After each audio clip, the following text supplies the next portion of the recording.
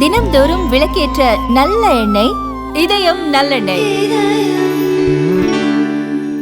தேஜஸ்வி யாதவை போல நிதிஷ்குமார் பீகாரை கொள்ளையடிக்கவில்லை என்று ஜன்சுராஜ் கட்சியின் நிறுவனர் பிரசாந்த் கிஷோர் திட்டவட்டமாக தெரிவித்துள்ளார். தனியார் தொலைக்காட்சி நிகழ்ச்சியில் கலந்து கொண்ட பிரசாந்த் கிஷோரிடம் நிதிஷ் மற்றும் தேஜஸ்வி என்று வரும்போது யாரை தேர்ந்தெடுப்பீர்கள் என்று கேட்கப்பட்டது. அதற்கு பதிலளித்த பிரசாந்த் கிஷோர், பீகாரின் அரசியலை பொறுத்தவரை முதல்வர் நிதிஷ்குமாரையும் எதிர்க்கட்சி தலைவராக உள்ள தேஜஸ்வி யாதவையும் ஒப்பிடவே முடியாது. நிதிஷ்குமாரிடம் குறைகள் இருக்கலாம், ஆனால் அவர் ஒருபோதும் பீகாரை கொள்ளையடித்ததில்லை என்று தெரிவித்துள்ளார். மேலும் தேஜஸ்வி யாதவ் போன்ற அரசியல் தலைவர்கள் பீகாரை கொள்ளையடித்து நாசமாக்கிவிட்டனர் என்று பிரசாந்த் கிஷோர் குற்றம் சாட்டியுள்ளார்.